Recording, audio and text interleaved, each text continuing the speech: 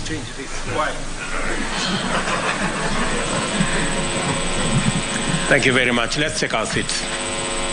Asanteni sana. The Governor of Central Bank, CEOs of Safaricom, KCB, NCBA. Is that correct? Yes. Distinguished leaders present, members of the financial sector, good afternoon. Let me first, on my own behalf and on behalf of my government, appreciate that we are having a conversation today about hustlers. This is very important to me. And I remember when I was informed about this meeting and about what Safaricom and your partners were intended to do. I was actually planning to have a meeting with you. So I think somebody must have leaked to you that that I was looking for you, because I have been sent by your customers.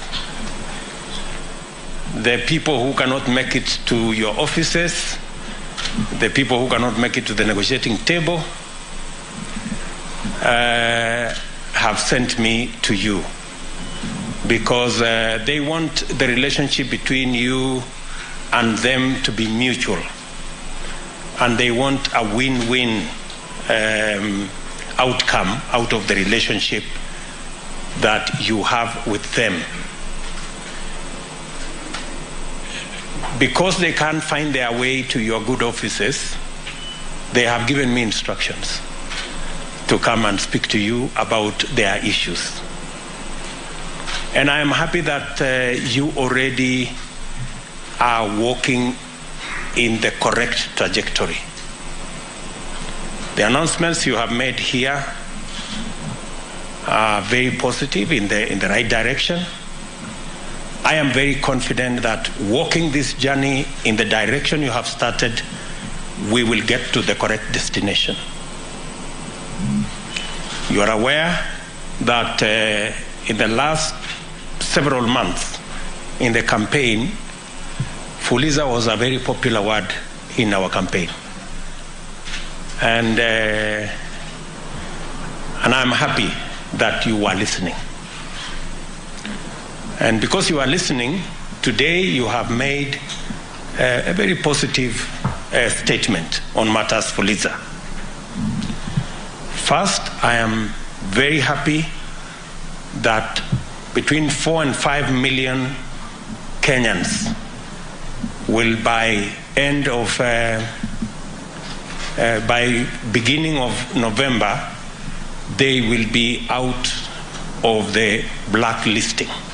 That is very important. Very important, because these 4 million Kenyans have been excluded from any formal borrowing because of blacklisting, and they have been left at the mercy of shylocks and predatory lenders that exploit them. And many Kenyans pay as much as 1,000% for credit.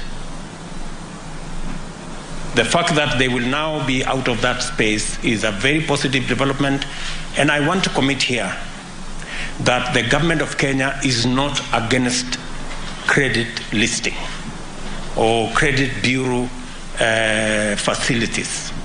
In fact, we support CRBs as a mechanism of instilling financial discipline in our financial sector.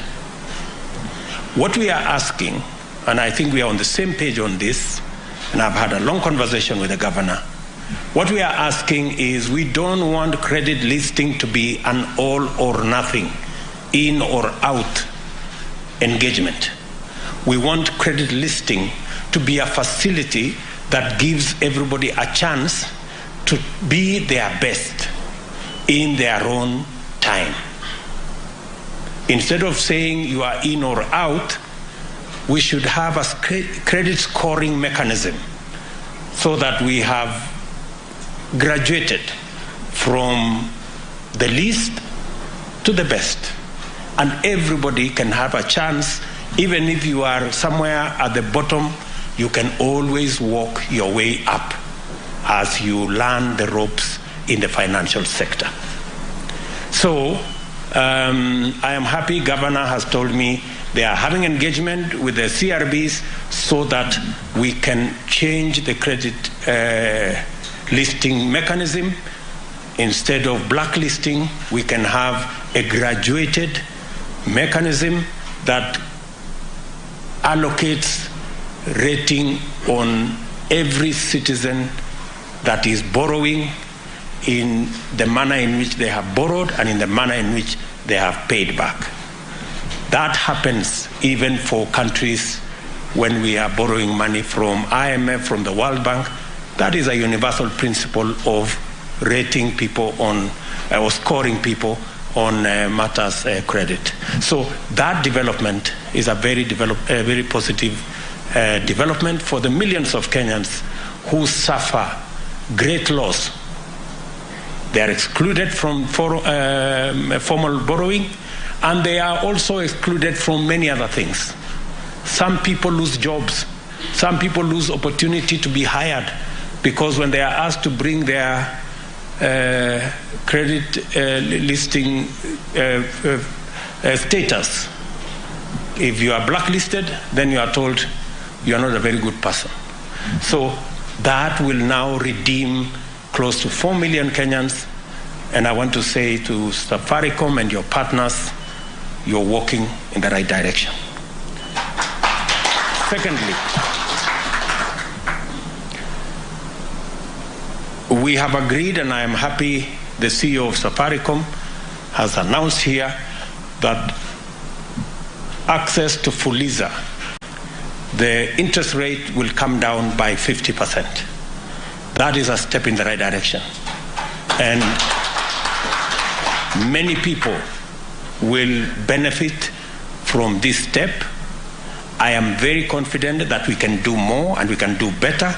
And I want to encourage Safaricom and your partners to continuously assess this facility so that progressively we can move towards a much more favorable interest regime that gives majority of Kenyans the opportunity to have flexible arrangements on their financial requirements. I also want to say the following, that Fuliza is addressing a certain category of borrowers on short term. As you have indicated yourselves, there is more traction towards 14 days, 11, 14 days. It should speak to you that you need to think about other instruments and other facilities that should be able to take care of a slightly longer term borrowers. I also want to state here that the government of Kenya, and I have the nominee for Treasury here and the nominee for ICT here, we are going, these two gentlemen will be working with you in the financial fintech space because we want to work on credit, especially for our micro, small, and medium enterprises. That is the space where we have the largest opportunity. That is the space that employs almost 80% of our population, and yet they are constrained by access to credit. I have listened to many of them in the campaign trail. I was giving these good people an example of Shiko in Ruaka Market and her team.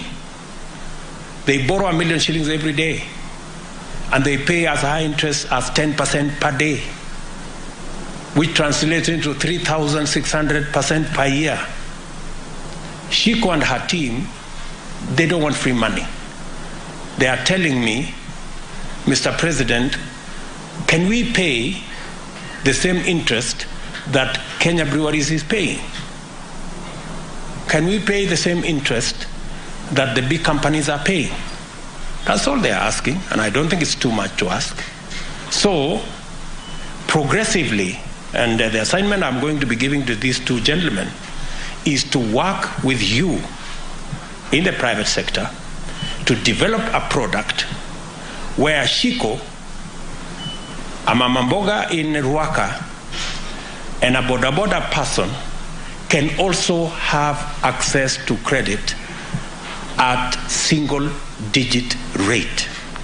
And I am willing to work with you in a public-private arrangement so that we can mitigate some of the risks that come with lending to that category of Kenyans. I am very confident. I am very confident that if we give Shiko and her team, and many of them in Kenya, the opportunity to borrow at single-digit interest rate, they can double, if not triple, their business. And it is good for everybody.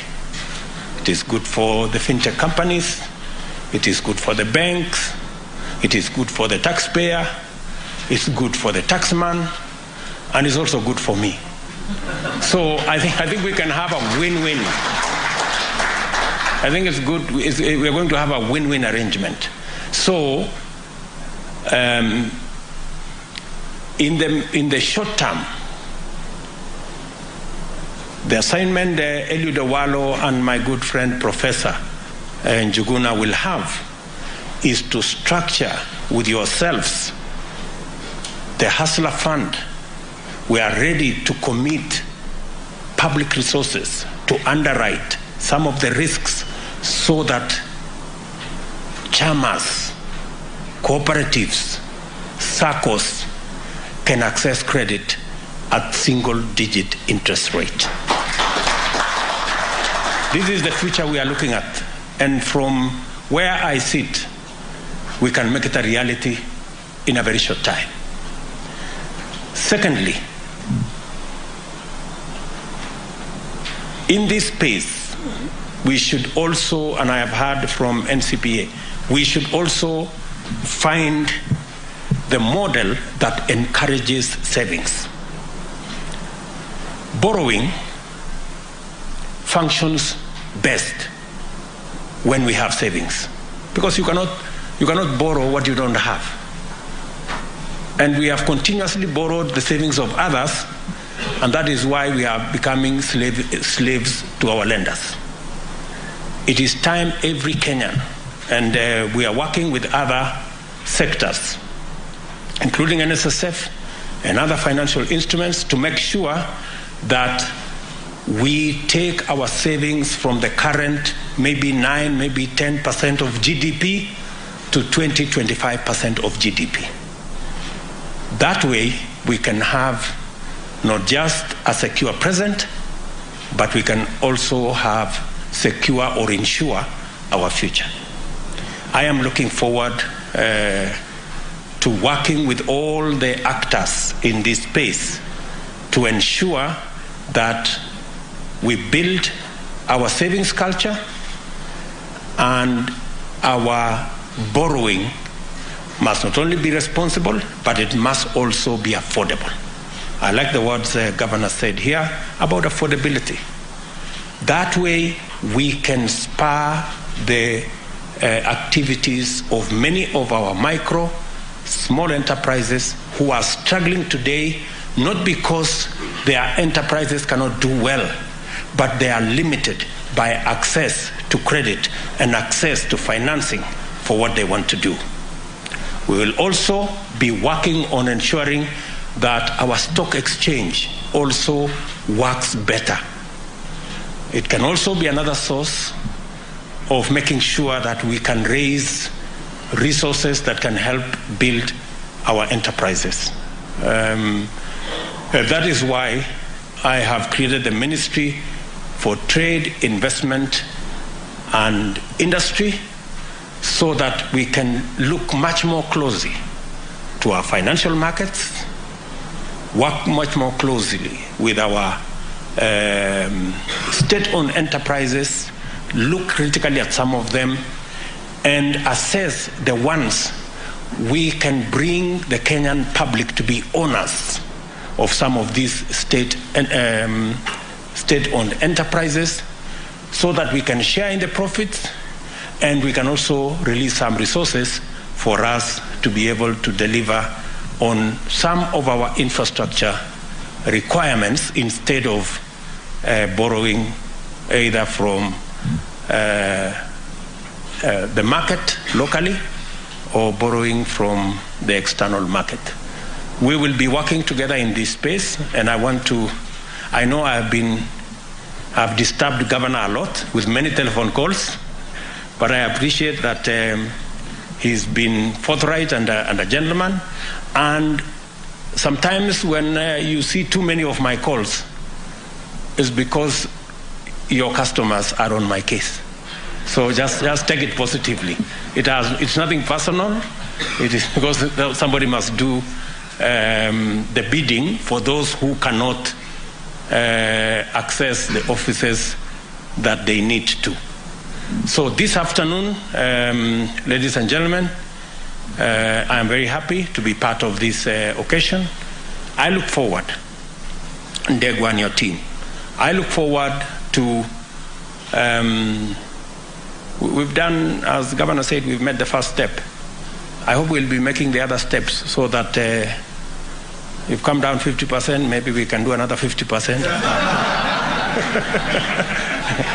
You know, in those many steps Governor was talking about. So that, you know, there is no harm. We've already set a record for ourselves. M-Pesa in itself is a Kenyan innovation that has really taken the world by storm. Why don't we try another feat that it's not only giving us financial inclusion, it is giving us affordable credit. You know, we can begin to walk that journey. And I think you yourselves have seen the value of scale. M-Pesa was 600,000 people. Now it is 20 million, 31 million, you see? So, and you're making more money with charging less than you were charging more with few people. So I think this is I'm not teaching you what to do. You know better than me. So I will encourage you to walk that journey. Governor, please explain to our good friends in the CRB space that it's not our position that we are against CRBs. No, our position is that we should change the model of listing so that we do not make it an all or nothing, and we do not criminalize, and we do not unfairly disadvantage borrowers, but we give them an opportunity to be listed to be scored, so that we have a graduated list that people can work their way up.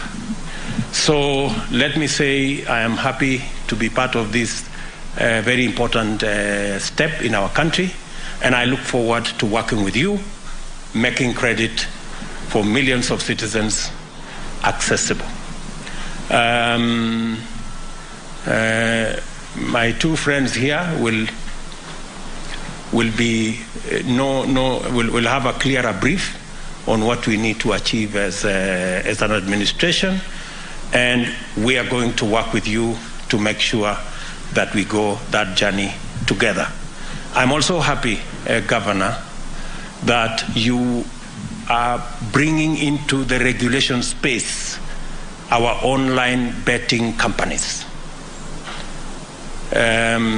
because we also want them to pay taxes. At the moment, they are operating in a space that is opaque.